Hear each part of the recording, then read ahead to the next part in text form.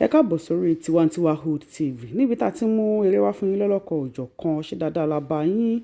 Móvì alálùbáríkà ìlànà ní ká mú wá fún yín. Àmọ́ ṣáká tó tẹ̀síwájú ẹ jẹ́ ẹ bá wa tẹ subscribe button, ẹ comment, ẹ like, ẹ share, kẹ́dẹ̀ tẹ notification bell yìí kẹ́ ẹ lè máa gba móvì ní òrèkóòrè tá a bá ṣe ń drop ẹ̀ sórí YouTube channel wa kẹ́ ẹ lè máa jẹ̀gbádùn ẹ̀.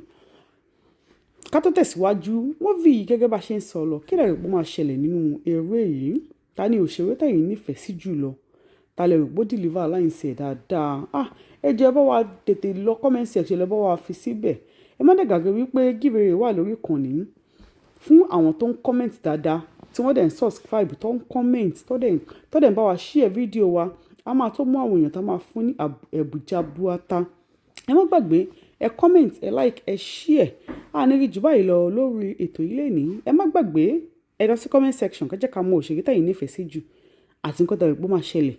A ní rí jù báyìí lọ lẹ́ẹ̀kan sí i, ó dìgbà.